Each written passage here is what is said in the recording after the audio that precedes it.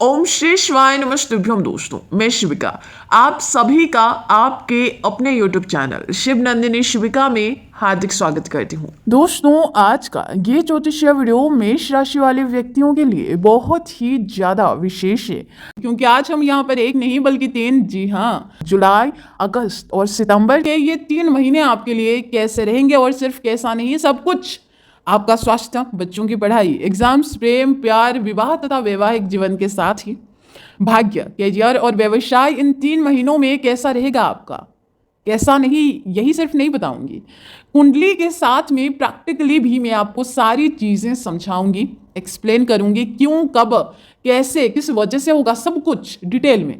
करना क्या है, आपको स्क्रीन पर दिख रही कुंडली पर आपको फोकस रखना है, जो कि आपकी ही मेष राशियों की कुंडली है। तो दोस्तों, इन 3 महीनों में आपके ग्रह आपकी कुंडली में कुछ इस प्रकार से विराजमान रहेंगे, जैसे कि फिलहाल आप स्क्रीन पर देख पा रहे हैं। जो भी दोस्तों आप जानना चाहते हैं करियर के रिलेटेड, पढ़ाई, लव, रिलेशन, विवाह, भाग्य, व्यवसाय, हर एक की बात होगी, कोई भी सवाल आपके नहीं छूटेंगे। सभी प्रश्नों के जवाब आज आपको यहाँ पर मिलेंगे, वो भी सटीक। हालांकि ये प्रेडिक्शंस आपकी जन्म की राशि चंद्र राशि पर आधारित होगी। तो दोस्तों, सबसे पहले बात आपके नौकरी, रेपुटेशन, करियर तथा व्यवसाय और प्रोफेशनल लाइफ की कर लेते हैं। कुंडली का दोस्तों, ये जो आप दशम भाव देख रहे हैं ना, यही इनका घर होता है कुंडली का। 10th लॉर्ड आपके बनते हैं कर्म फलदाता शनि महाराज, जो कि विराजमान है आपके एकादश भाव यानी कि लाभ के घर में कुंडली के, और 3 महीने के दौरान भी वो वहीं पर ही विराजमान रहेंगे, कोई परिवर्तन नहीं करने वाले हैं। दोस्तों, शनि अपने घर में रहेंगे, कोई दिक्कत वाली वैसे तो नहीं है, लेकिन कैरियर और नौकरी के मामले में ये 3 महीने बेहद बेहतरीन जाने वाले हैं। दोस्तों, कोई प्रॉब्लम, कोई संकट, कोई विघ्न किसी भी प्रकार का नहीं आएगा आपके जीवन में। शनि अपने घर से आपके पहले भाव, 5वां भाव और 8वें भाव को देखेंगे। पहले घर पे देख के आपकी पर्सनैलिटी में, आपके स्वभाव में परिवर्तन लाएंगे। 5वें भाव में देखकर आपके संतान प्राप्ति में आ रहे संकटों, अड़चनों को मिटाएंगे, और 8वें घर पे दृष्टि रख के आपको संकटों से बचाएंगे। खासकर प्रोफेशनल लाइफ और करियर के मामले में जो भी दिक्कत आपको थी, उससे आपको राहत दिलाएंगे। हालांकि नौकरी के लिए सितंबर 16 के बाद का समय बेहद ही टफ रहने वाला है, परंतु उससे पहले नौकरी तथा करियर और मान सम्मान में आपकी कोई कमी नहीं रहने वाला है।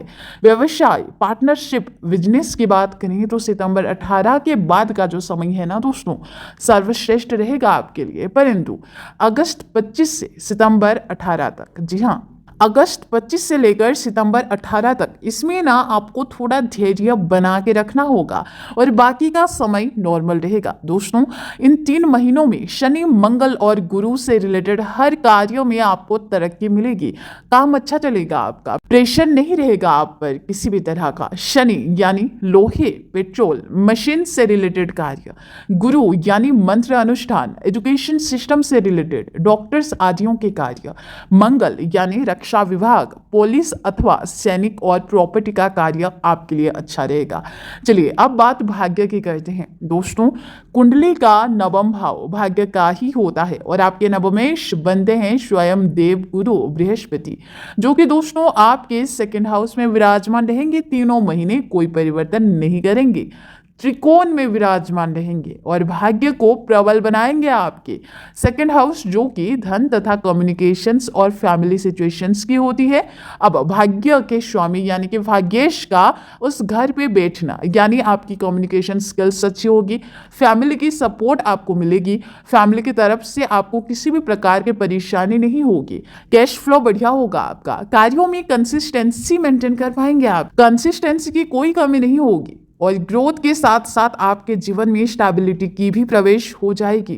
भाग्य का साथ मिलेगा सो अलग, यानी कि कोई भी मांगलिक कार्य, investment, share market, finance, trading आदि के लिए भी सर्वोत्तम समय रहेगा। दोस्तों, खैर दोस्तों, ये तो रही बात भाग्य की। चलिए अब जो विवाह के इच्छुक हैं उनकी, और जिनकी विवाह ही हो चुकी है उनकी बात भी कर लेते हैं, यानी कि विवाह और वैवाहिक जीवन की। जैसे दोस्तों आपको पता ही होगा कि ये जो कुंडली का 7वां भाव आप देख रहे हैं, यही इन दोनों का घर बनता है, जिस घर के स्वामी आपके बनते हैं स्वयं शुक्रदेव, जो कि आपके 3rd हाउस में है, लेकिन जुलाई 7 को आपके फोर्थ हाउस में प्रवेश करके वहीं रहेंगे और जुलाई 31 तक ही वहीं पर रहेंगे। जिसके बाद शुक्र आ जाएंगे आपके पंचम भाव में, रहेंगे अगस्त 25 तक, और अगस्त 25 को ही वो आपके छठे घर में चले जाएंगे, जो कि बिल्कुल भी अच्छा समय नहीं होगा दोस्तों। लेकिन मेहरबानी आपकी गुरु की जो त्रिकोण में विराजमान है तो उतना खराब समय नहीं होगा। फिर भी अगस्त 25 से लेकर सितंबर 18 तक शुक्रदेव आपके छठे घर में त्रिक भाव में विराजमान रहेंगे।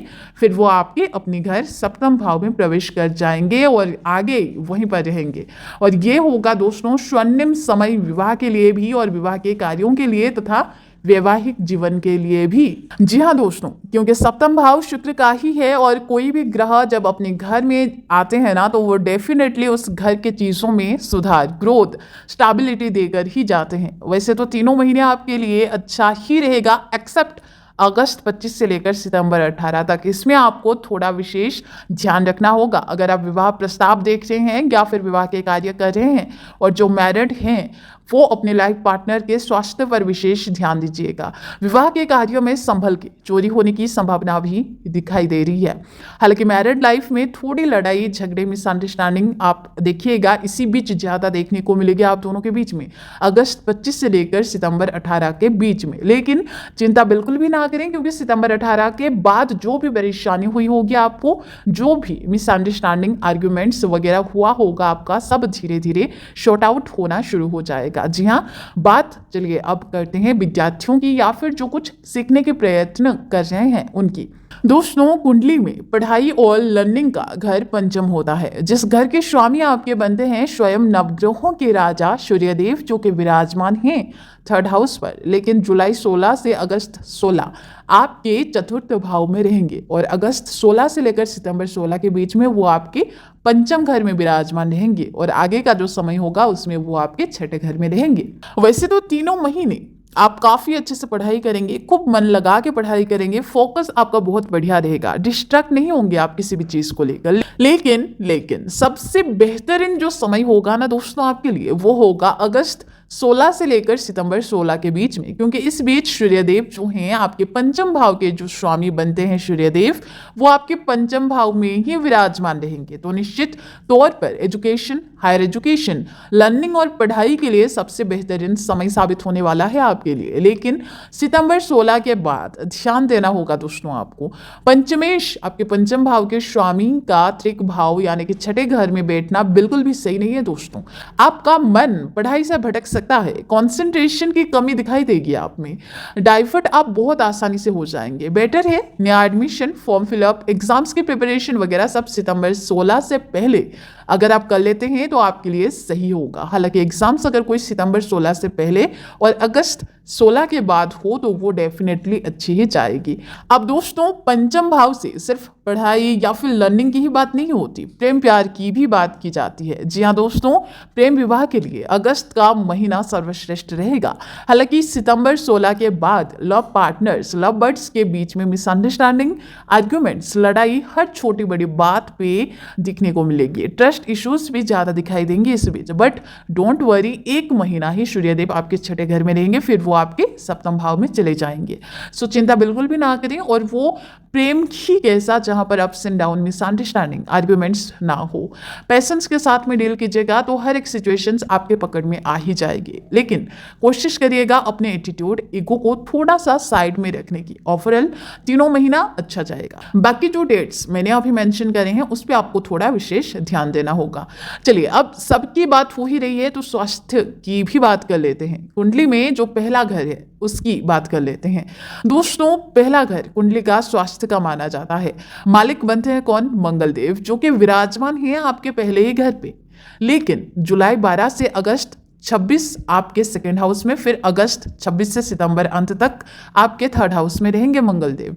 स्वास्थ्य में वैसे तो कोई गड़बड़ी, कोई चिंता वाली बात दिख नहीं रही है, लेकिन जुलाई 19 से अगस्त 22 तक थोड़ा आपको अपना स्वास्थ्य पर विशेष ध्यान देकर चलना होगा। खासकर थोड़ा अपने गुस्से पर ध्यान रखिएगा, ठीक है। थोड़ा अपने गुस्से पर कंट्रोल करिएगा, नाक पर और स्किन रिलेटेड, और पानी ज़्यादा से ज़्यादा पीजिएगा। इन बातों पर आपको विशेष ध्यान देना है। और इस बीच देखा जा सकता है आपको कन्फ्यूजन्स बहुत सारी चीज़ों के रिलेटेड होगी, जो कि आपको काफ़ी धैर्य के साथ में डील करना होगा। ओवरऑल स्वास्थ्य आपका अच्छा रहेगा। चलिए दोस्तों, अब हम मिलेंगे कल किसी और राशि के 3 महीनों के प्रेडिक्शंस के साथ में। Till then take care and bye bye.